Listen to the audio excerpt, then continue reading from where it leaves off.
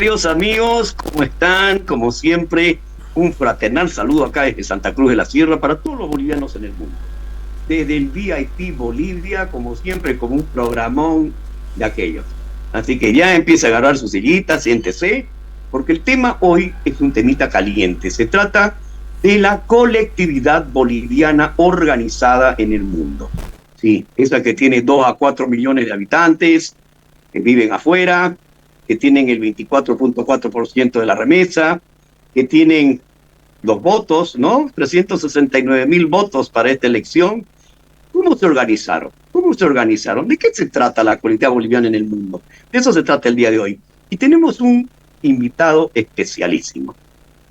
Podría decir que el alumno invita al maestro, porque es uno de los grandes armadores de la colectividad boliviana en la República Argentina.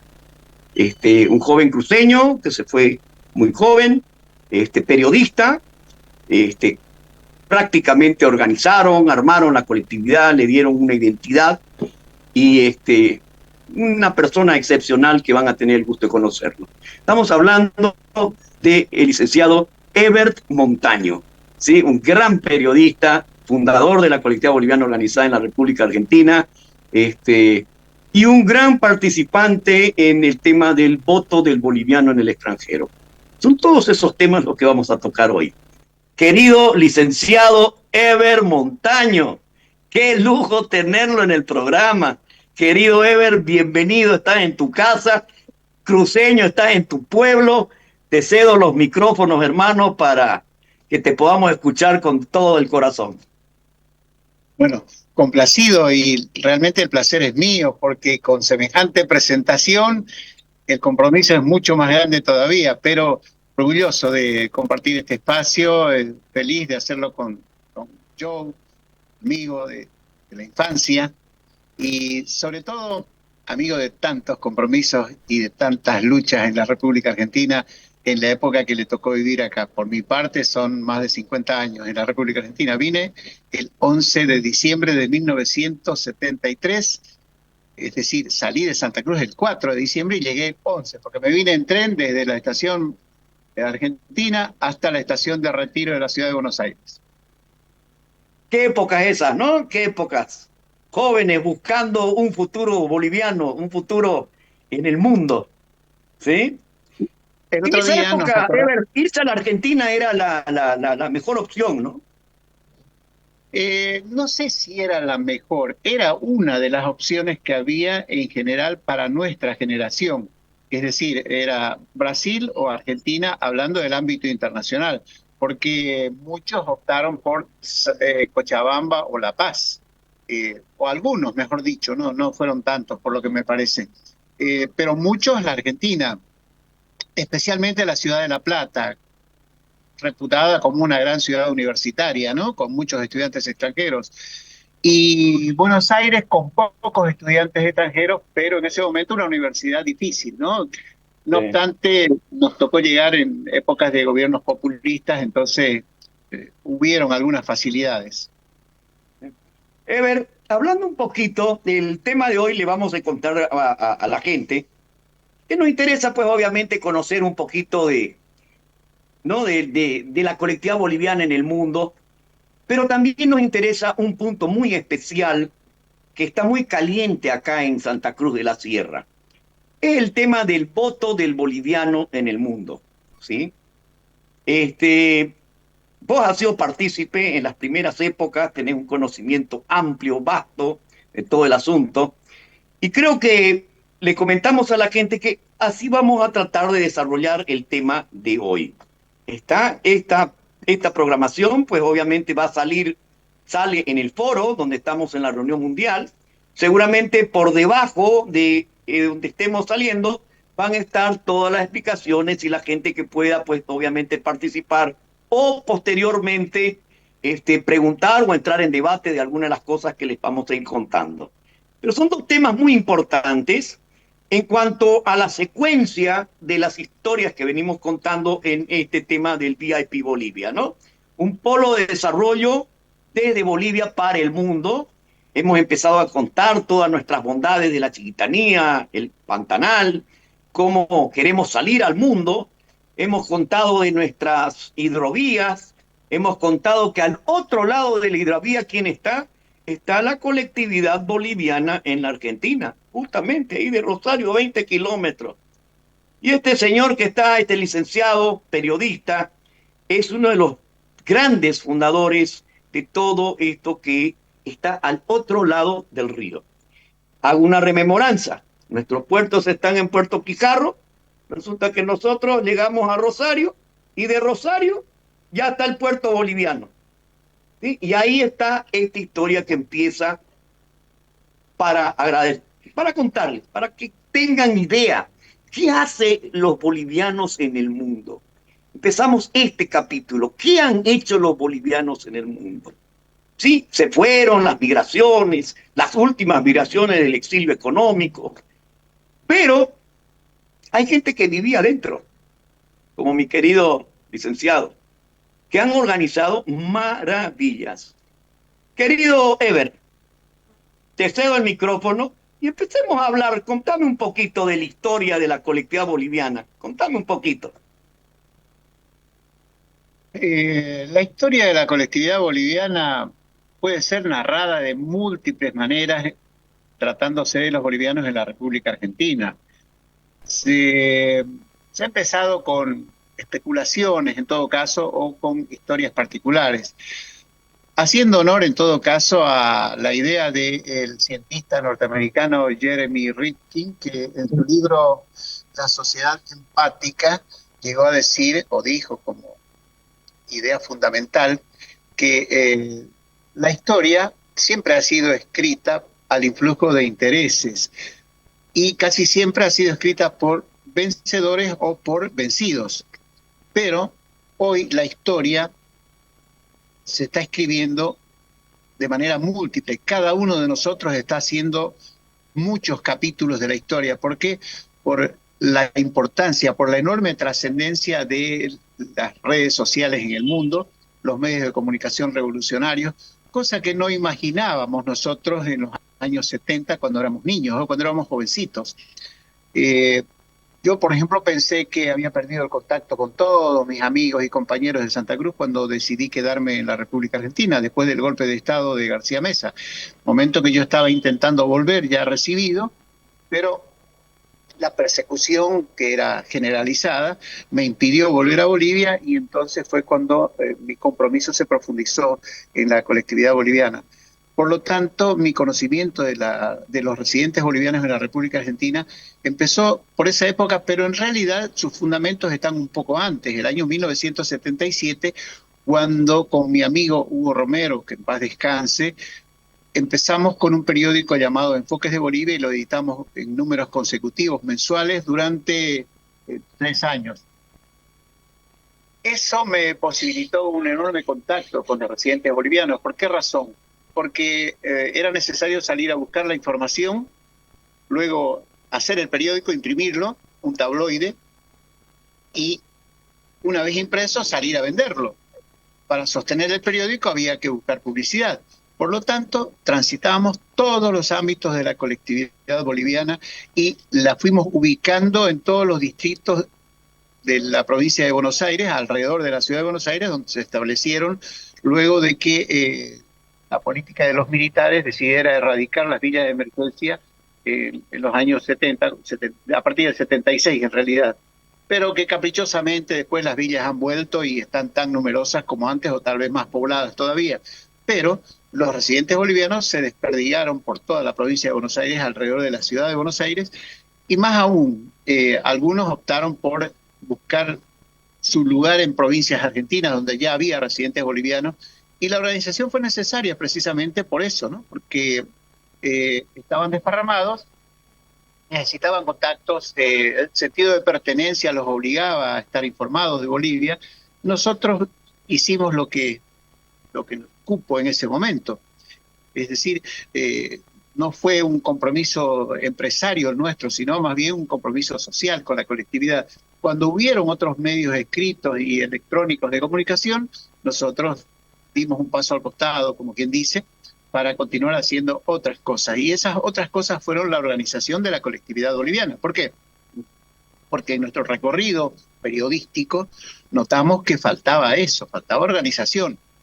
Y el trabajo de organización fue minucioso porque lo hicimos barrio por barrio, sector por sector, por ejemplo, entidades deportivas, entidades, digamos, semigremiales, como los confeccionistas, costureros, empleados de la industria de la construcción, o los agricultores, como lo hicimos, por ejemplo, en La Plata con los residentes parquiseños de un lugar de Potosí, del Nor Chichas, donde tenían establecidas soquitas acá en La Plata, alrededor de la ciudad de La Plata también. Hicimos el Club Royal de La Plata de residentes parquiseños, con un predio enorme detrás del hospital de Melchor Romero. Luego lo hicimos en otros distritos más alejados. Llegamos a hacerlo inclusive en Olavarría, donde había un grupo muy grande de compatriotas que trabajaban en la industria de la producción de cemento en esa época. Por lo tanto, ese conocimiento nos dio la oportunidad de no solo profundizar nuestro compromiso, en lo particular me tocó a mí ese compromiso, y creo que después fue difícil desprenderse. Yo digo cada tanto, cuando sale una oportunidad como esta de conversar sobre el tema, hace 10 años que trato de retirarme, que estoy en retirada, pero estoy entrampado en la colectividad boliviana desde 1977. Por lo tanto, como no me gusta rehuirle a los compromisos, siempre que hay necesidad, participo en lo que se ofrezca. Qué bien, Ever. De todas maneras, para informarles, esta época que nos habla Ever, es una época muy especial, ¿no? Él estaba diciendo que se habían armado las nuevas villas, ¿sí? Se habían armado las nuevas villas en Buenos Aires. Hay una etapa previa al 71, o sea, que la colectividad boliviana estaba todavía presente, pero estaba en las viejas villas, en las villas que habían ocupado los mismos europeos en su momento cuando llegaban a la Argentina. Y ahí, pues, podemos comentarles que en determinado momento, en la época justamente cuando llega Perón, hay la erradicación de villas. Pero ya había historia de los bolivianos. Los bolivianos Sí. ya estaban comandando las villas internas dentro de la capital. Es más, cuando se armaban los montoneros, se armaban las organizaciones barriales, los bolivianos estaban de presidente de estas villas. Entre esos tenemos, sí. ¿Te acordás? Carmelito Sardinas, ¿no? Que Carmelito Sardinas, ¿no? Que estuvo presente ahí en la reunión con López Rega, con Perón, ¿no? Bueno, una época Medina muy también. turbulenta de la colectividad boliviana. Bueno, inclusive Efraín les cuento Medina, algunos detalles. ¿Cómo? Te decía que Efraín Medina, en la Villa 51 de Retiro, en la Villa 31 de Retiro, era presidente de un grupo de 51 familias que se habían quedado, habían resistido a la erradicación de los militares y tenían el padrinazgo del Partido Comunista de la Unión Soviética. Por eso pudieron resistir. Y Efraín Medina luego creo que viajó por el mundo en representación de los inmigrantes bolivianos desde aquí, desde Buenos Aires.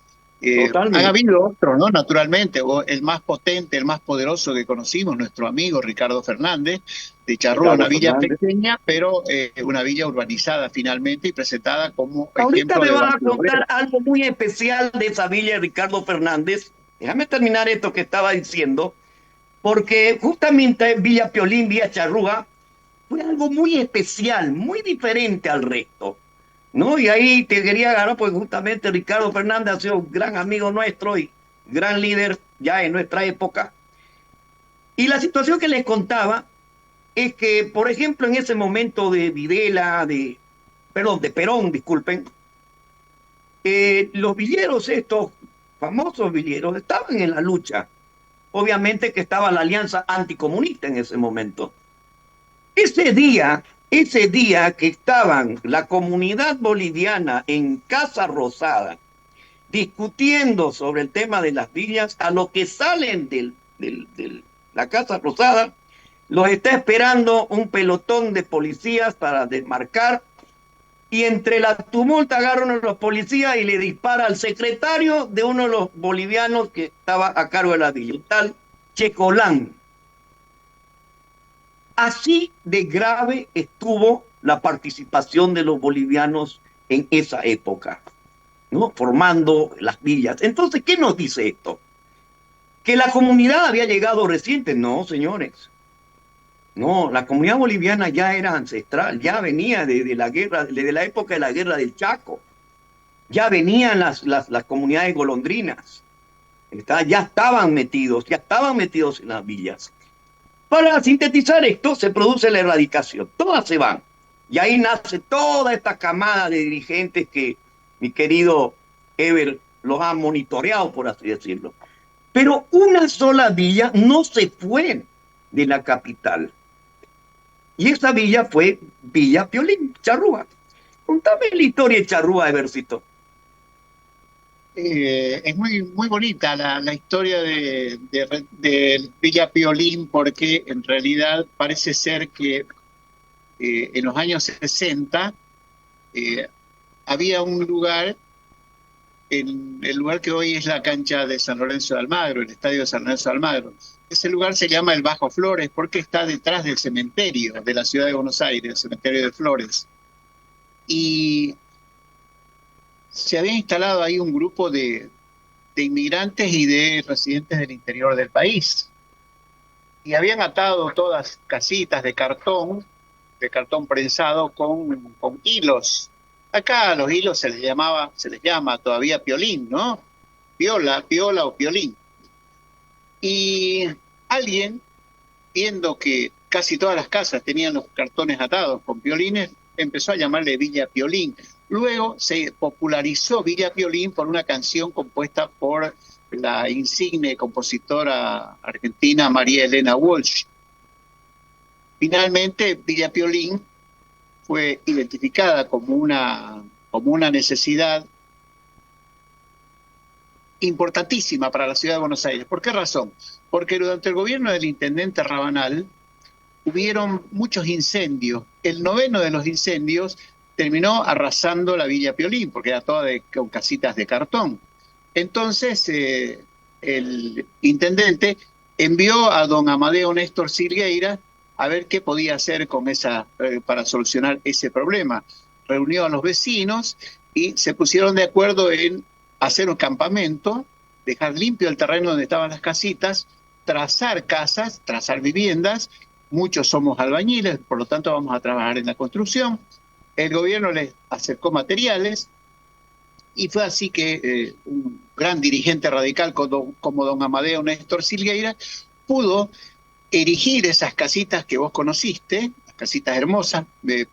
Son módulos para familias pequeñas y para familias numerosas, porque hay casas medianas, chicas y grandes, como quien dice, ¿no? Y los pasillos son muy estrechos. En todo caso, nadie sabía cuál iba a ser su casa propia. Por lo tanto, una vez que se terminaron las casas, se repartieron de acuerdo con la constitución de cada familia.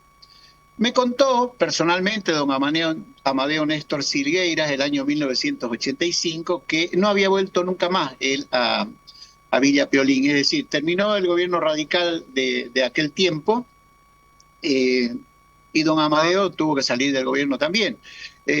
Curiosamente, Villa Piolín se debe su creación a los radicales y su adjudicación también a los radicales. ¿Por qué razón? Porque durante el gobierno de Raúl Alfonsín fue que Marcelo Stubrin presentó un proyecto de titularización y fue nuestro querido amigo Ricardo Fernández quien armó una a una las carpetas, los expedientes de cada vecino y se ocupó de trajinar a los estratos administrativos como para lograr la titularización. Al final del gobierno de Raúl Alfonsín, en el año 89, ya había perdido las elecciones, apenas asumió Carlos Grosso en la ciudad de Buenos Aires como intendente ya del gobierno peronista de Carlos Menem, se produjo la entrega de los primeros títulos de propiedad o de los primeros boletos de compra-venta en Villa Piolín o en Charrúa, y claro, todos estuvimos presentes ahí, te acordarás, ¿no? Totalmente, totalmente. Y se armó un barrio, que hoy en día es un barrio importantísimo de Buenos Aires, y es como un Chinatown, ¿no? Es como entrar a Bolivia, ¿no? Y les cuento que usted entra a Villa Bolivia o Villa Piolín y puede comer lo que usted quiera, pues, chicharrones, va a haber cholita, va a haber esto. Su fiesta patronal que la hacen en octubre, que llega 2 fines de semana, yo creo que debe ser tan grande como la Gran Poder de La Paz, ¿no? Estamos hablando Eh, de 100, bueno, 120 grupos, si ¿no?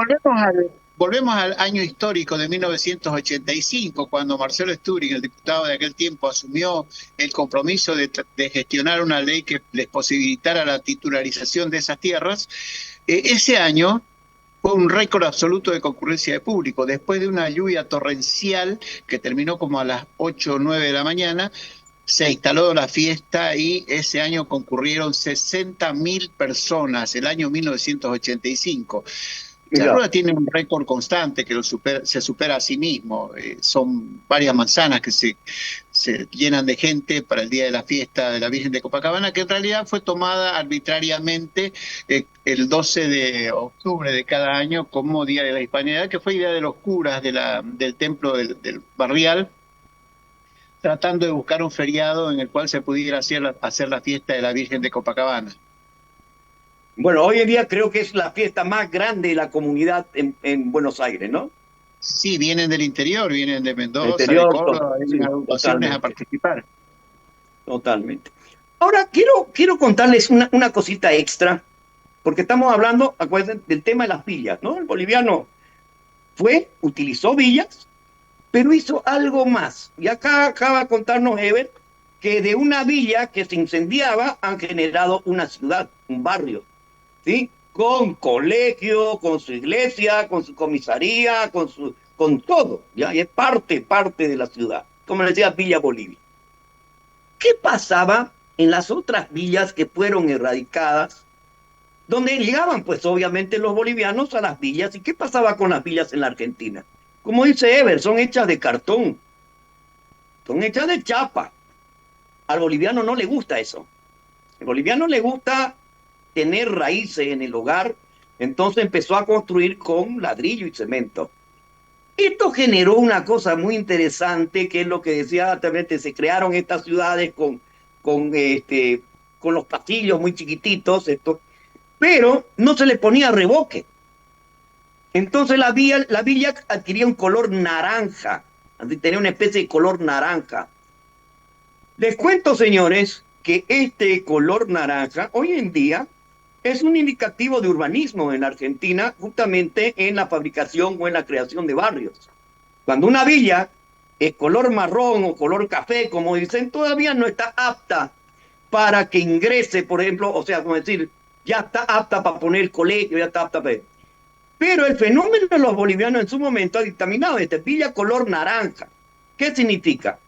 Que esa villa ya está empezando a crear raíces con ladrillos sólidos.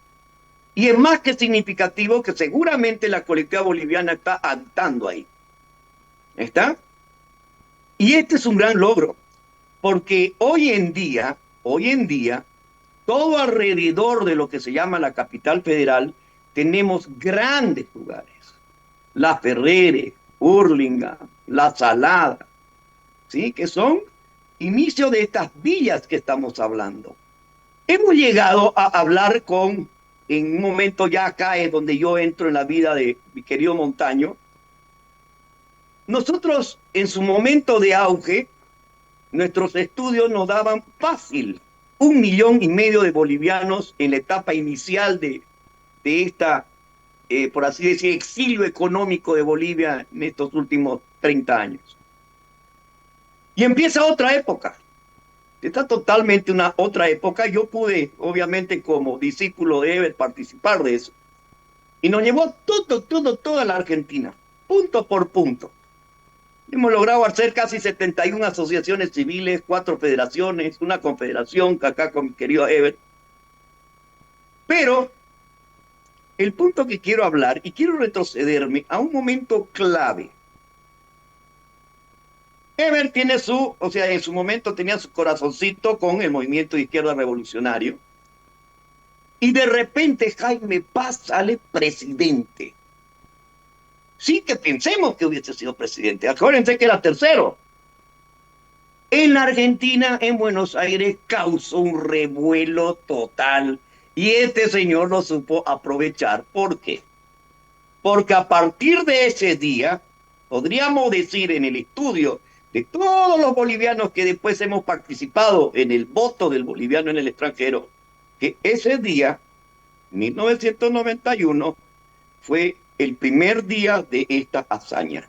Y se hizo en la casa de mi querido Eber Montaño. Contanos esa gran hazaña, querido. ¿Cómo empezó el tema de el voto del boliviano a través de Jaime Paz? Eh, a ver, Jaime Paz, digamos que asumió la responsabilidad de culminar con ese anhelo de los bolivianos de la Argentina, participar de los procesos electorales. Conviene acá hacer dos digresiones chiquititas para aclarar algo. El apelativo de Villa tiene que ver con una expresión burlona de los inmigrantes europeos, porque si hay algo lujoso de Europa para estar es una villa. Entonces, cuando vivía en estos lugares realmente lamentables, dijeron irónicamente vive en la villa, no vive en cualquier parte. Y quedó, y ahora es casi un concepto peyorativo. Ahora, con relación a la organización de los bolivianos, la otra digresión, hay un libro de Carlos Montenegro que se llama Nacionalismo y Coloniaje. En ese libro relata los avatares, los problemas de los bolivianos huyendo de Bolivia y estableciéndose en la Argentina. Y en la Argentina empezaron a organizarse ya, tratando de participar desde la Argentina para ganar elecciones en Bolivia. El caso de José María Escalier, ¿no? Frustrado varias veces. Y José María Escalier justamente es de la Asociación Boliviana de Buenos Aires, el año 1935. De ahí en adelante, los bolivianos tuvieron una organización regular. Organización que el año 59, en la presidencia del presidente Frondizi, obtuvieron la personería jurídica. En ese momento no había una entidad que otorgaba las personerías jurídicas.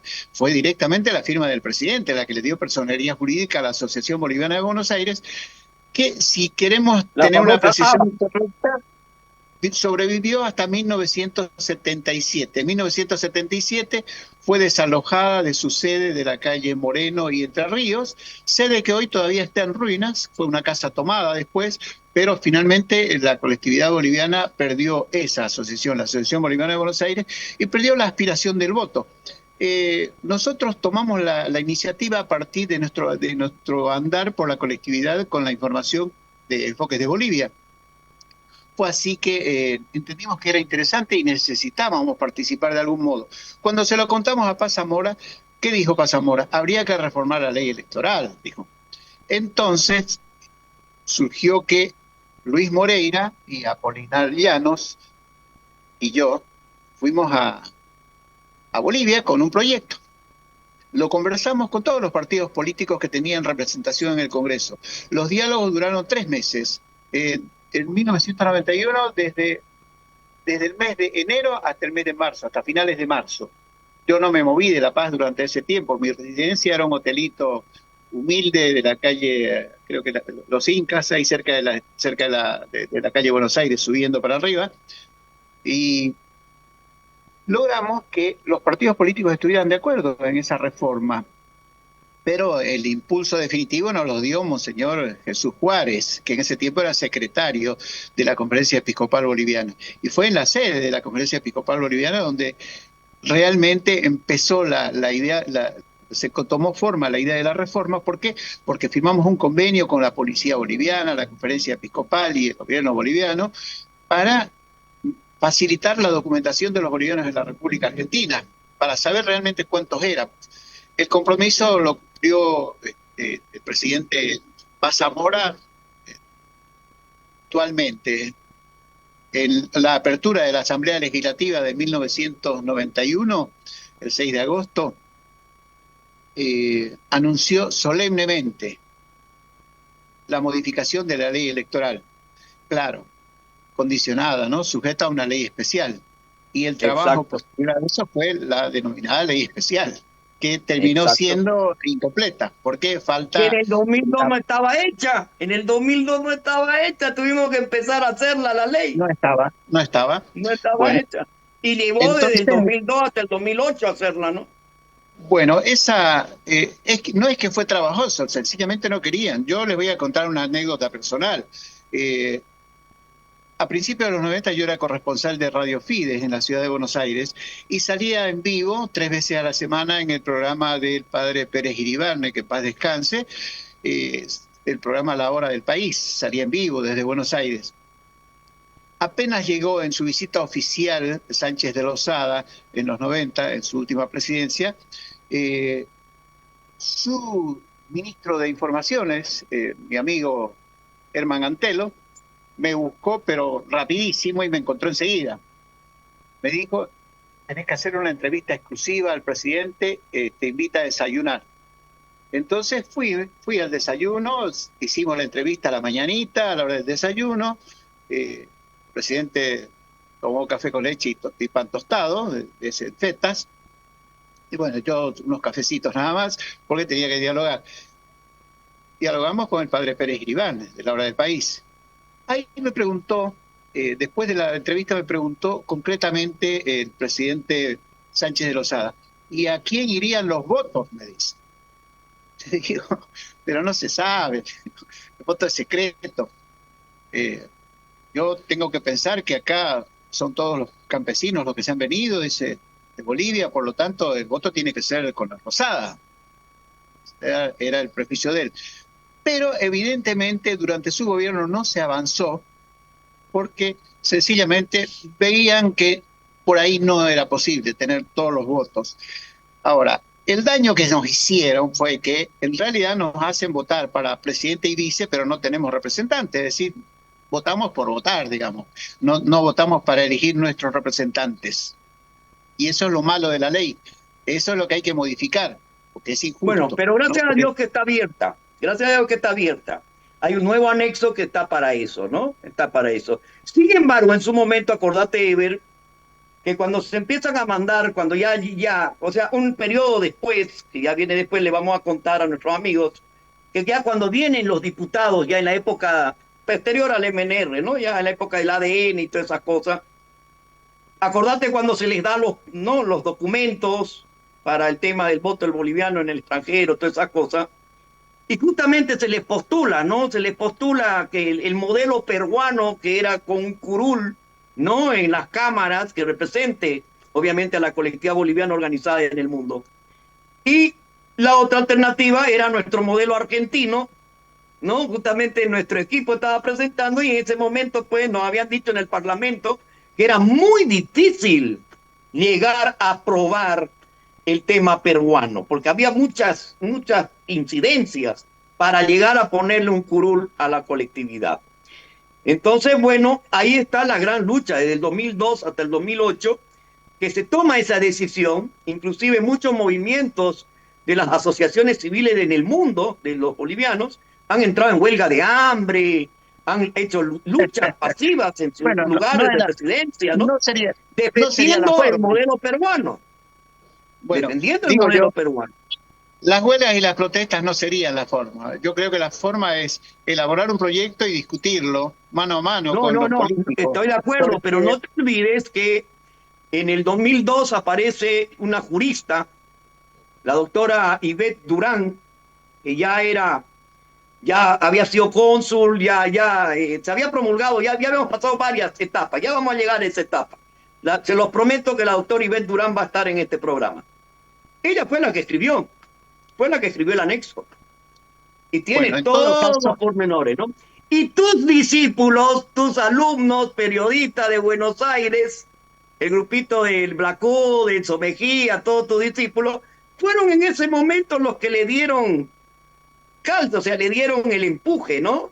Pelearon con ella en ese momento, y también lo voy a traer, eran muchachos en nuestra época, no eran los más chiquititos, ¿te acordás? Estaban entrando a las asociaciones, ¿no? Ya después en el 2008, pues en el 2007 ya eran grandes periodistas como vos, ¿no? Para nosotros siguen siendo y no es una lucha, a eso es lo que quiero llegar.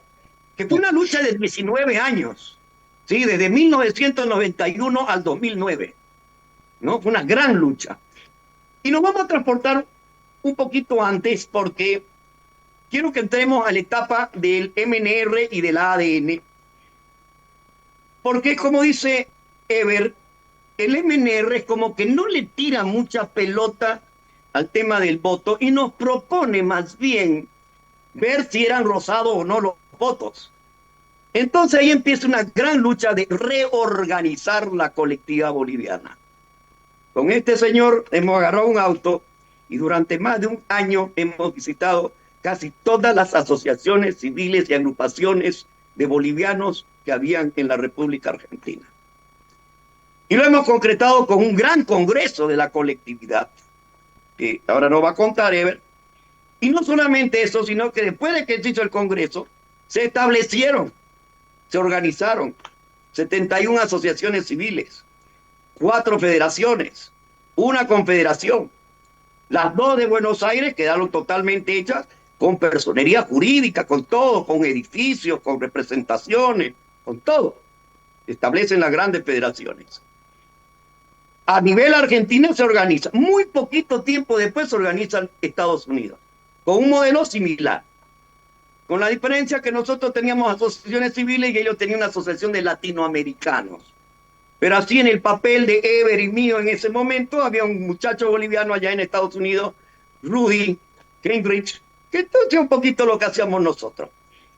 Esa salsa lleva a que se puedan traer 2 diputados de cada partido político, al presidente del Senado, al presidente de los diputados, a través justamente con Eber, con Pampita Moreira, se hace a través de una sigla que se llama Unión Boliviana. Y se hace una reunión magna. Presencia de la Cancillería, presencia de las embajadas, presencia de las asociaciones civiles. Y ahí se plantea, por primera vez, se le entrega el documento, la colectividad boliviana, se patenta el término colectividad boliviana organizada, y se le entrega al gobierno boliviano el pedido del voto del boliviano en el extranjero. Esto mismo sucede en Nueva York. Y ellos agregan un punto adicional al voto del boliviano en el extranjero, que es la binacionalidad, que para nosotros, los que vivíamos afuera, también fue de mucha utilidad. Revuelvo y te devuelvo los micrófonos para que nos cuentes esa etapa que habíamos trabajado, Eber, de cómo se hizo las reuniones, ¿te acordás? Las grandes reuniones, Unión, el primer congreso de la bolivianidad en el mundo. Te cedo los micrófonos. Yo sostengo que la incidencia o la participación de los partidos políticos bolivianos ha sido irrelevante. Es decir, ellos han estado siempre detrás del carro. Fueron los dirigentes de la colectividad boliviana quienes propusieron, quienes estimularon, quienes invirtieron tiempo y dinero en la organización y en el impulso que hacía falta para que los políticos o algún político metiera el proyecto de la ley reglamentaria. Ahora, llegar a un congreso de la colectividad boliviana fue muy trabajoso, fue largo, sobre todo porque había que desplazar gente desde el interior del país. Y efectivamente, el congreso se realizó del año 96, creo, ¿no? En la sede de la Universidad Nacional de Buenos Aires, en la avenida Corrientes. Ahí tiene un teatro hermoso, extensión universitaria, y tiene un centro cultural, que es el Centro Cultural Ricardo Rojas.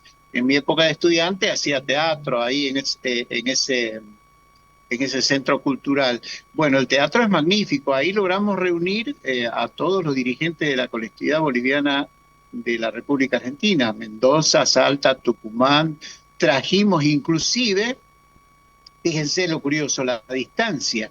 La distancia entre Ushuaia y la ciudad de Buenos Aires es más larga que la distancia de Buenos Aires a Santa Cruz de la Sierra. Sin embargo, fuimos capaces de traer a doña Nemesia Tomás Contreras, Tomás Contreras, web exclusivo, que fue una sangría económica. fue la mitad del presupuesto para pasaje que nos gastamos, pero vino desde Tierra del Fuego, doña Nemesia Tomás Contreras.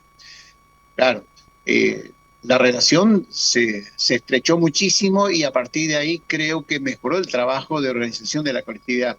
Ahora, los temas tratados en el Congreso fueron 3 días exitosísimos de reuniones, estrechamos vínculos, pero sobre todo nos dimos cuenta que había gente con visiones diferentes, porque por ejemplo Gualberto Arce de Viedma venía con una impronta de desarrollo agrícola.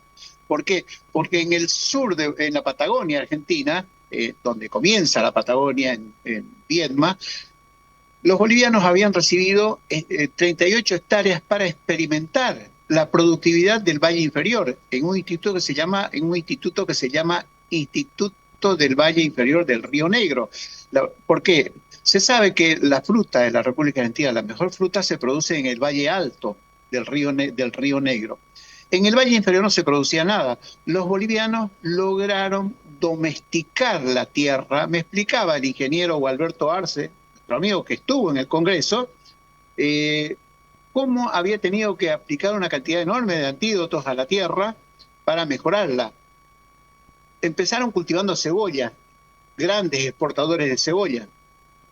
Hoy, Gualberto Arce ha logrado reconvertir esa tierra cebollera en un campo frutícola fantástico, con una plantación diferente. Los árboles ya no son árboles redondos o pozos como los que conocemos, sino más bien son tablas, es decir, han puesto redes de alambre acerados de largo a largo en los surcos, y entonces las ramas de los árboles están atrapadas en esas líneas de alambre, y por lo tanto los frutos dan a un lado y al otro del árbol nada más. Entonces es fácil cosechar, no hay que estar sacudiendo el árbol ni trepándose al árbol ni nada. Va un cosechador con su bolsa al pecho, pone su escalera y saca toda la fruta que quiere. Todo eso ha sido posible gracias a que nosotros pudimos vincularlos a los bolivianos entre sí. De ahí en adelante la organización fue hasta cierto punto más difícil, pero al mismo tiempo más accesible. ¿Por qué razón? Porque ya nos conocíamos y porque teníamos una idea, un proyecto en común. El segundo congreso que se realizó en la sede de la primera o de la segunda federación que logramos armar, que fue mérito tuyo en particular y del doctor Oña y de los dirigentes de esa época, creo que vinieron los más diputados todavía y más senadores de Bolivia. Participaron y se presentó todas las postas sanitarias del sistema de salud, ¿te acuerdas que se hizo? Exactamente. Bueno, por lo tanto, en el primero y en el segundo congreso tuvimos la presencia de políticos bolivianos. Es más, vino gente designada expresamente por ejemplo, en el caso de Oscar, ¿cómo era? Vino el representante de la ADN, vino directamente. Entonces el presidente del Senado. Presidente del Senado era, ¿no? Bueno, vino el presidente del Senado y vinieron varios diputados nacionales. Vinieron concejales del sur de Bolivia, de Villazón. Personalmente los invitaste vos, por ejemplo, ¿no? A esos concejales. Y tuvimos autoridades argentinas que se comprometieron. Y todos los alcaldes de la frontera, ¿te acordás? Todos los alcaldes fronterizos estaban con nosotros también. Exactamente. Entonces, el trabajo se facilitó en ese sentido, ¿no? Ya nos conocíamos y teníamos intereses en común. Después de eso, la historia es más sencilla. Ya ha habido logros objetivos. Finalmente, en 2009 tuvimos la reglamentación y que curiosamente, para los que creen que fue así, para los que sostienen que fue así, el gobierno del MAS no hizo nada por el voto en el exterior, sin embargo lo está usufructuando. Los diputados que pusieron la ley y lograron aprobarla en el 2009, ¿no? Diputados de Podemos y diputados del ADN. Ever, te quiero rescatar por un tema que hemos tocado y es lo que más me interesa como uno de los puntos centrales de esta conversación. Nosotros estamos diciendo que el polo de desarrollo de la Chiquitanía hacia el mundo, obviamente está a un lado del río y al otro lado del río está pues justamente Rosario. A 40 kilómetros de Rosario está justamente Escobar. Y estamos justamente hablando de esto, de estos polos de desarrollo agrarios, nos acaba de contar en Vietnam. Les cuento que en ese momento de Vietnam, en esta zona del sur, el presidente Alfonsín había invitado, había dicho, a ver quién le puede cambiar la geografía, la visual a la geografía, y es la historia que nos cuenta Ever. Fueron los bolivianos los que le cambiaron la visual a la geografía de la Patagonia, ¿sí? De una semidesértica a un vergel fruticultor, ¿no? Realmente fue así. Sin embargo, el modelo se reprodujo, señores, y se reprodujo en Buenos Aires, se produjo en Mendoza, en Tupungato, en Guaymallén, y se produjo en una zona donde fue, creo, el mejor de todos los ejemplos de asociaciones civiles de la colectividad boliviana en el mundo. Este señor es uno de los que organizó esto. Se llama la Asociación de Escobar. Ever, te invito para que nos cuentes esta gran hazaña de la bolivianidad en el mundo. Bueno, en la organización de la colectividad boliviana de Escobar tiene un crédito enorme, alguien que ya no está, es un cruceño, fue un diplomático ejemplar, se llamó Agustín Saavedra Beize. En ese tiempo yo era asesor del gobierno boliviano para temas migratorios y Agustín Saavedra Beize me pidió que fuera a ver un problema que se había suscitado en Escobar. Me mandó con su chofer personal, no con el auto oficial de la embajada, sino con un auto particular de él, un Ford Sierra, y lo manejó otro cruceño, el querido amigo y pariente de Sandoval. Llegamos a Escobar y nos encontramos con un panorama crítico, porque era fines del 89, un compatriota boliviano, chiquitito, menudo, se había peleado con el jefe de una banda de salteadores, de asaltantes del barrio, de la zona. En el forcejeo, el compatriota menudo se colgó con las dos manos del brazo que sostenía un cuchillo del delincuente, y en el forcejeo bajó el brazo con el cuchillo y el propio delincuente se lo clavó en el hígado y lo rasgó de lado a lado. Y murió, naturalmente. Ese hecho los tenía asustados a los compatriotas porque los delincuentes o la banda que asolaba esa zona había prometido que iba a matar, en el término exacto que lo dijeron, fue un bolita por semana van a tener muerto, dijeron. Bueno, llegamos con mi esposa, la doctora Elba García Zapata, y encontramos a los compatriotas reunidos en el galpón de don Juan Patiño. Eran como 600 compatriotas asustadísimos justamente por la amenaza. ¿Cómo nos vamos a defender? Bueno, entonces yo le hice un desafío a Locamba. Yo le dije, mire, yo me tiro con uno y hasta con dos, le dije. ¿Cuántos son los delincuentes? Y son muchos. Resultaron ser 10 o 12. Le digo, pues si acá somos 600, salimos marcando el paso y los pasamos por encima, le digo. ¿Cómo nos vamos a asustar por eso? Se mataron de la risa, naturalmente, ¿no? Les pareció gracioso, pero yo no podía con mi reacción Canva, porque cuando éramos muchachos, nosotros nunca creímos en el bullying, lo arreglábamos a puñetes, no había problema. Así es que a partir de ahí les hicimos una propuesta y en enero de 1990 creamos la colectividad boliviana de Escobar. Era de agricultores, todos frutihorticultores, ¿no? O sea, que hacen verduras. Potosinos, ¿no? Llegaban de potosinos de la época de la fuga del agua, ¿no? La guerra del agua. No, mucho antes, pero de principios de la migración en Escobar es de principios de los 70. Bueno, resultado, los compatriotas organizados, no solo para jugar al fútbol, decidieron hacer un mercadito porque vino poco después la epidemia del cólera y eso obligó a que los compatriotas estuvieran en un área más saneada como para expender sus productos frescos de campo, y entonces hicieron un galponcito que iba a ser para fiestas, pero terminó siendo un mercadito, que vos lo conociste, era un galpón hermoso. Ahora, de esos galpones, galpones como esos hay 8 en el mismo predio. Por lo tanto, está muy grande el mercado de la colectividad boliviana Escobar y es del productor al consumidor. Es decir, han logrado eliminar la intermediación. Ya no se vale más de representantes, ni de consignatarios, ni nada. Sacan su cosecha y la venden ellos mismos. Ellos ponen los precios. Por lo tanto, ganan todo lo que pueden ganar. Y tienen entrada al mercado central de Buenos Aires también. Bueno, siempre se supo, ¿no? Que el 28% de la oferta del mercado central de la ciudad de Buenos Aires o de Buenos Aires procede de Escobar. Es mucho, es mucha cantidad. Estamos hablando más de la cuarta parte de la producción que se ofrece a las mesas porteñas, a las mesas de la ciudad de Buenos Aires, sale de Escobar. El mercado central de Buenos Aires es una corporación enorme que centraliza toda la oferta de productos frescos para los hogares.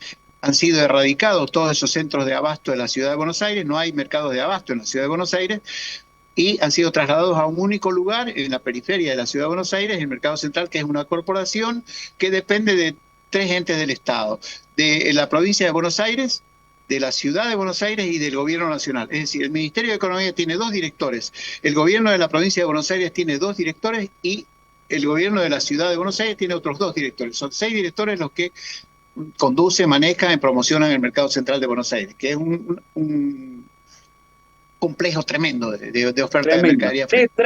es tremendo el complejo. Señores, ese mercado, no, imagínense que un mercado que abastece a casi 20 millones de habitantes. Con lo que nos dice nuestro amigo Ever, que mete el 20 y pico % de la hortifruticultura al mercado central. Quiere decir que la producción de tomate de Escobar es más que la producción anual de tomate de Bolivia, ¿no? O sea, cosas así, ¿no? O sea, son producciones masivas. Ahora miren esto, qué interesante. Disculpen. Miren esto, qué interesante. Hay una ley de latifundio, que no se pueden armar latifundios en la zona de Escobar. O sea, no, son minifundios, son lo que llaman quintas.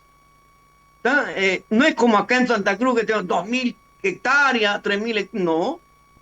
Estamos hablando de 30, 40, 20 hectáreas. No, Pero, perdón.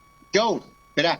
sí, La unidad productiva más efectiva que yo he conocido son 4 hectáreas en Escobar y en la zona. Ahora, los que tienen grandes extensiones tienen 16, 20 hectáreas, no pasa de eso. bueno, peor aún, pero lo que quería llegar es que en ese pedacito que tienen de quintitas, tienen una organización agrícola, obviamente inspirado en el Instituto Nacional de Alternativas Agrarias Argentinas, que está justamente en el área, donde tienen invernadero, tienen diferentes tipos de irrigación, por aspersión, agoteo, por inundación. Uno de nuestros amigos, un gran amigo nuestro, se mandó a traer de Israel, ¿te acuerdas? Benjamín Villafuerte, ¿no? Agoteo, ¿no? Sistema O de sea que riego él agota a cada planta de frutilla y este es el famoso productor de las famosas frutillas Villafuerte que Maradona tanto hablaba y que le gustaban. Sí, el dueño, mi querido amigo Benjamín Villafuerte, compadre de mi amigo acá, Ever, y su hijo ya va a ser presidente de la Asociación de Escobar pronto. ¿A qué se debe esto, señores? Estos señores están de Rosario a 40 kilómetros y nosotros estamos al otro lado del río. Estamos en Puerto Quijarro, o sea que cruzamos el río, llegamos a Rosario y ahí a 40, 50 kilómetros está esto que les estamos diciendo, estos vergeles. La pregunta del millón es, ¿cómo es posible que los cónsules bolivianos no se contacten o no tengan contacto con los alcaldes de Puerto Pijarro, o sea, los alcaldes de la producción agrícola? Qué sueño interesante, ¿no? Salir, que justamente la colectividad boliviana en la Argentina pueda recibir este caudal, que pueda ser la vitrina comercial, la vitrina cultural, ¿sí? La vitrina de los bolivianos afuera. Hablábamos el otro día con uno de estos señores que tiene muchos restaurantes bolivianos en la Argentina. Y él dice, yo importo cerveza, la paseña. ¿Y cuánto la país? No, la debo pagar 10 veces más del costo. ¿Y por qué acaso el negocio? No, no importa que sea el negocio. Si yo vendo cerveza boliviana en mi restaurante, la gente va. Así hay un montón de productos, son más de 30 productos que se importan, containers enteros, oca, papaliza, chuño, quinoa. Hay mercados como La Salada, hay mercados en Buenos Aires donde se comercializan todas estas cosas. Entonces no puede ser que nosotros los bolivianos acá en Bolivia no tengamos noción de gente como mi querido hermano Ever y todas las cosas que han hecho los bolivianos en Argentina. Te paso los micrófonos, Ever. Secundame, por favor. Bueno, decía que además hay otros centros de conglomeración importantísima de la colectividad boliviana donde se expenden los productos para la cocina tradicional boliviana. Y curiosamente son importadores irregulares, por no decirles contrabandistas, los que traen papa, chuño, oca, cuando pueden traerlos legalmente, ¿no? Porque son productos por los convenios del Mercosur exentos de impuestos, por lo tanto pueden entrar libremente si se hace el trámite como corresponde, supongo. En mercados como Escobar son pocos, digamos que Escobar es único, pero en el caso de productos regionales de Bolivia, tenemos Liniers, una oferta permanente muy grande, pero sobre todo tenemos ahora la ciudad Celina, antes Villa Celina, que se ha convertido en una gran ciudadela boliviana, donde todos los días tiene usted o tiene la posibilidad de ir a comprar como en cualquier lugar de la cancha de Cochabamba o como en la periferia de los mercados de Santa Cruz, todos los días.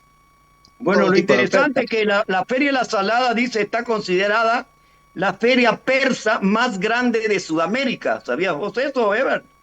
Sí, cómo no. Ahora, es curioso, pero por ejemplo, hasta yogur fresco de Bolivia se consigue acá. Se mantequilla naturalmente, esa mantequilla salada bien cotizada, es popular en Bolivia, la que tiene el envase amarillo, pero después yogur, cantidades, cervezas de todas las variedades. Claro que es carísimo, es natural. Ellos, los vendedores dicen, bueno, el que quiere darse el gusto que lo pague. No es mi caso, pero en todo caso existe eso. Ahora, en cuanto a la salada también es una creación boliviana, 100%. Lo que sucede es que los déficits organizativos en su momento o tal vez un problema de visión futuro, hizo que en algún momento apareciera un pícaro de la zona, un militante radical, que es un tal Castillo, se apropió de la marca, se registró la marca La Salada, pero para los compatriotas es Urcupiña, son los que iniciaron la propuesta. Y es un predio ferial muy grande, se abría antes una vez por semana, ahora creo que se abre 2 veces por semana y en horarios nocturnos, por lo general, para facilitarles la llegada a los mayoristas y al mismo tiempo a los compradores que vienen a proveerse o a aprovisionarse. Y Pero aprovechamos ha para tenido comentarle a la colectividad o a todos los bolivianos que la textilería boliviana en la Argentina ha triunfado muchísimo. Les cuento que bueno, son los ahora productores de los mejores outlets argentinos y que justamente venden en la salada el mismo pantalón que lo paga $200 en las mejores tiendas de la Argentina, por ahí el mismo pantalón está en la salada por $50. ¿O no es así?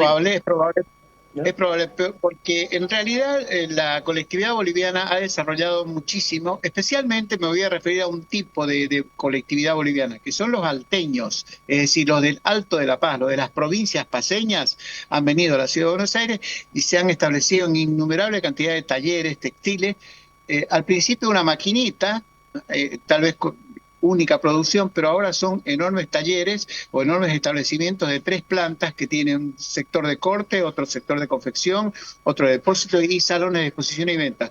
El área central de la ciudad de Buenos Aires, que es el barrio de Flores, está con un núcleo enorme de comercios bolivianos, cada vez más. Es decir, los bolivianos también en la industria de la confección, como los frutihorticultores de Escobar, han eliminado la intermediación. Ahora están en el empeño de traer directamente las telas desde China, las que emplean para hacer confecciones. Por lo tanto, Exacto. se Y están las lanzando hacen desde las Buenos telas, se Aires. han comprado sus máquinas para hacer tela, las construyen sus telas.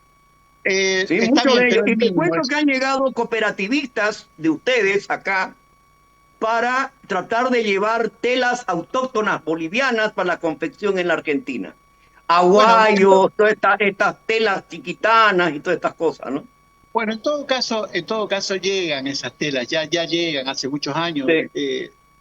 pero Quiero decir yo con esto que los bolivianos están estableciéndose con mucha determinación en un área comercial importantísima, el área mayorista más grande de la ciudad de Buenos Aires, el barrio de Flores. Casi todas las calles, Avenida Avellaneda, Avenida Nazca y alrededor de unas 70 manzanas, alrededor de eso, de esas avenidas, están en manos de los bolivianos. Son propietarios o inquilinos de sus locales y tienen sus propios talleres de producción y son los nuevos emprendedores de la ciudad de Buenos Aires. Esos son los que se están lanzando en busca de telas porque evidentemente la producción local no abastece. Claro, claro, totalmente. Sí, sí, sí. Bueno, quiero tocar un último tema porque ha sido espectacular y lamentablemente, y por Dios, cómo corren los tiempos, ¿no? Pero quiero tocar un punto muy, muy importante. Este modelo que hemos hablado desde la Argentina, que trae al boliviano, pelea, termina generando un fenómeno muy argentino, o sea, muy de 1904 cuando llegaban las migraciones europeas, el fenómeno gueto, ¿sí? El fenómeno gueto. Resulta que las colectividades llegaban y hacen lo mismo que les hemos contado. Empezamos a traer al hermano, a la hermana, al abuelo, al perro, a la virgen, armamos un pueblito y lo hacemos al mejor estilo Chinatown, Bolivia Town, ¿sí? Pero la Argentina está hecha. La Argentina, que ha sido un país hecho por migrantes, sus leyes favorecen estas cosas. Es un modus operandi generar el fenómeno guetismo, gueto, en la construcción de las comunidades. Tenemos grandes ejemplos, tenemos comunidades muy fuertes como los judíos, los israelitas, los británicos, donde ya han crecido de tal forma que ellos se hacen cargo de su seguridad social. ¿Sí? En alguna época estaban en el hospital británico, el hospital italiano, ese tipo de cosas, donde ellos se hacen cargo. Nosotros con una colectividad tan grande en la Argentina, estaríamos en condiciones de hacer lo mismo. Obviamente que nos falta organización, sí. Pero ahora este fenómeno, miren, nosotros hemos siempre fomentado un poquito el guetismo para la evolución de la colectividad boliviana. Pero de la Argentina, el boliviano ha sido al resto del mundo, en grandes cantidades. Estados Unidos, Europa. Hoy en día creo que nuestro pueblo boliviano más vanguardista está en Europa. Pero quiero hacer una salvedad. El fenómeno gueto clásico de la colectividad boliviana en su armado ya no es aceptado igual que en la Argentina, en Europa. Ya hoy en día vos escuchás a los bolivianos decir, ¿no?, el tema del fenómeno gueto y ya no les gusta tanto. Entonces hay nuevos modelos que han evolucionado obviamente, de crecimiento y de expansión y de comunicación en la colectividad boliviana. ¿Qué opinas de esto, Ever? ¿Qué opinas del guetismo que hemos vivido tanto en la Argentina, no? Creo que en la República Argentina nunca fue mala palabra, porque en realidad, más allá de que los judíos son una colectividad muy bien organizada, la mayor parte de los judíos nacieron en la República Argentina, los que forman parte de la DAIA y de la AMIA, que son las dos organizaciones más grandes que tienen los judíos en la República Argentina. La DAIA, que es la organización política, que es DAIA, Delegación de Entidades Judías de la República Argentina, ¿no? Y en el caso DAIA Israelita Argentina, Asociación de Entidades Israelita Argentina, y la AMIA, Asociación Mutual Israelita Argentina. Son dos organizaciones. Y lo mismo con otras colectividades, ¿no? Lo mismo con otras colectividades. Esa misma estructura de participación legal, ¿no? Se han dado de maneras diferentes, porque, por ejemplo, tengo dos casos puntuales. El caso de la colectividad armenia fue un empresario, dirigente, visionario armenio, Levon Levonian, que en un día dijo, miren, yo voy a hacer algo que ustedes deben aprovechar, a sus compatriotas se los dijo. Voy a hacer un fideicomiso de 7 millones de dólares y aprovechenlo para desarrollar la colectividad. Y lo hicieron, a tal punto lo hicieron que tienen prácticamente tomada una calle de la ciudad de Buenos Aires, que es la calle, antes fue Acevedo, ahora es Armenia. Tienen ahí todas sus entidades, desde su templo católico, ortodoxo creo que es, y tienen una enorme cantidad de instituciones, comercios y demás actividades. Y al mismo tiempo yo digo que son dueños de la industria de la confección de ropa fina, ¿no? De ropa de caballeros, tipo sacos, trajes y demás. Son dueños de ese negocio. Y en el caso de los judíos, son entidades que responden a una política internacional de Israel, una consigna internacional de Israel. Ahora, el otro ejemplo que quería nombrar es el de los italianos. Los italianos tienen una entidad poderosa que es la Fundación Ferrari, ¿no? Que finalmente logró. ¿Es Ferrari? ¿Te acordás el nombre de la organización de los italianos?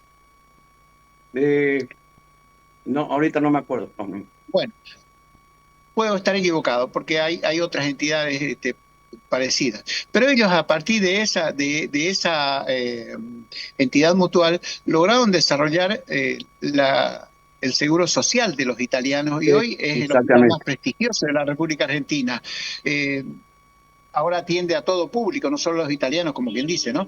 En el caso de los alemanes finalmente hicieron un hospital hermoso con una escuela de enfermería importantísima, donde se han formado muchos enfermeros que trabajan en Santa Cruz de la Sierra, pero que finalmente donaron el hospital al Estado argentino, ¿no? Es decir, ahora es un hospital de gestión mixta, el hospital alemán, y es un hospital grandioso, también ocupa casi toda una manzana en la ciudad de Buenos Aires.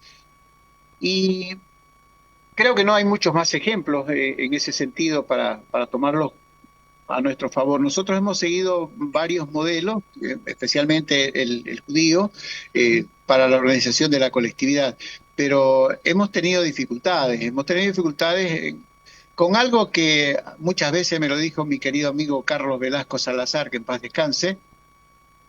Me dijo, el problema de la salud en Bolivia y en la República Argentina, por lo que veo, tratándose de la colectividad boliviana de la República Argentina, no es la falta de plata, no es la falta de organización, son los médicos. El problema son los médicos. ¿Por qué? Porque cada uno cultiva su propio perfil y quiere desarrollar su propio proyecto personal. Entonces es reacio a integrarse a un... Estaba entrando una llamada, no sé dónde me quedé, pero en todo caso quiero cerrar la idea con esto de que si las colectividades en la República Argentina no logran resolver el problema de la seguridad social, va a pasar a años de dificultades. ¿Por qué? Porque se está transformando en estos momentos el sistema de seguridad social lentamente en la República Argentina.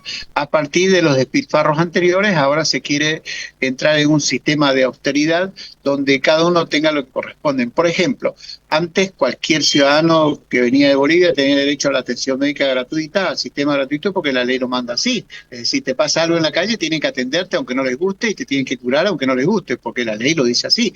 Y además es puramente hipocrático, ¿no?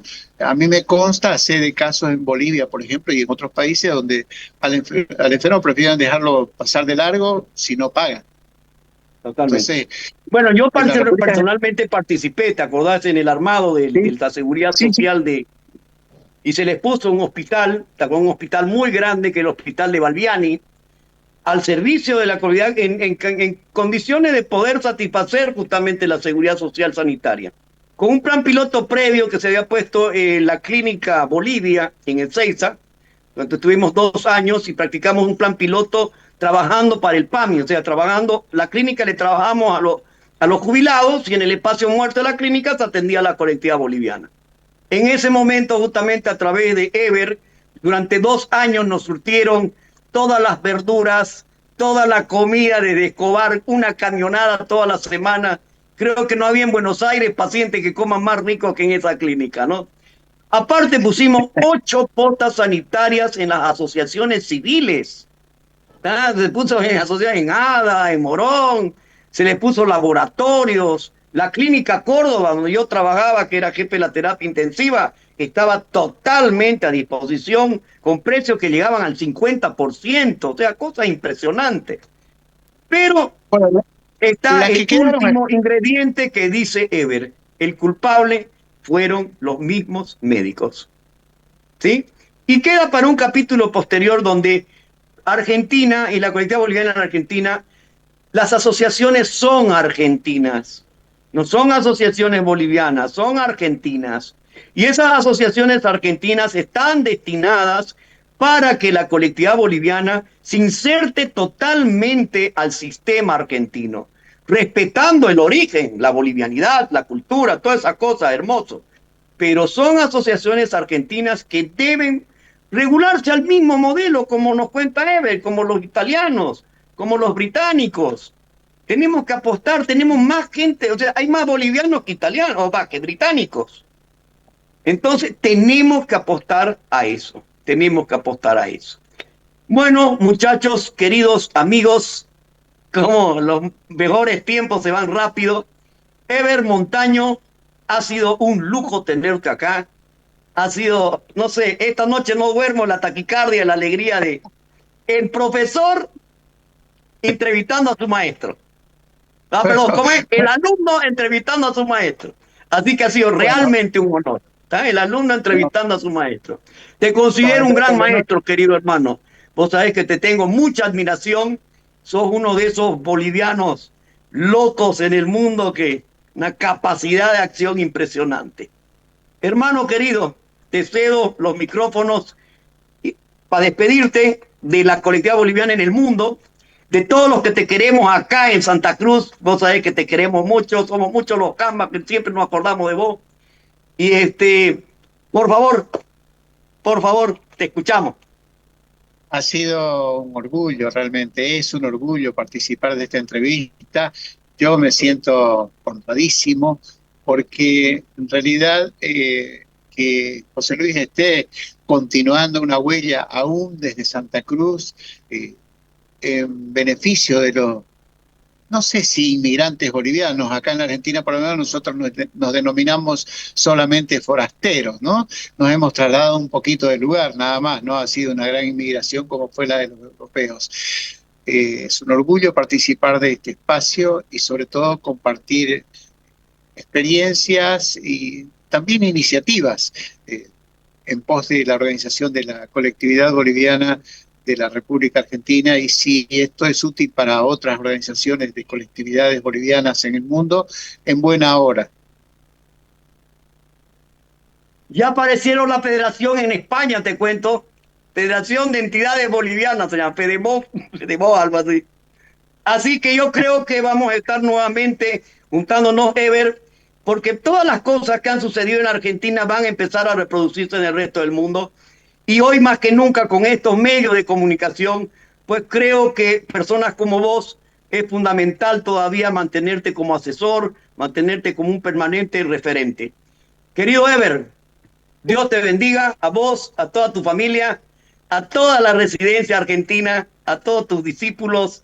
¿Ah? Realmente los bendiga. Ustedes saben que yo los quiero muchísimo, ¿no? Yo me hice allá con ustedes. Hoy en día lo disfruto, lo que aprendí con ustedes allá, mamita que lo disfruto acá. No sabéis las cosas que he hecho acá. Gracias a ustedes.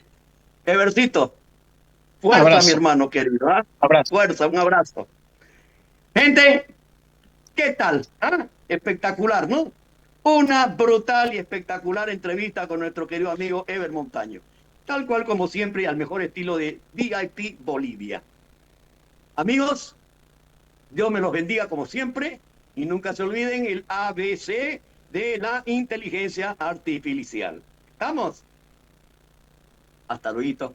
A la próxima. Un abrazo. Chao, Evercito. Chao, chao.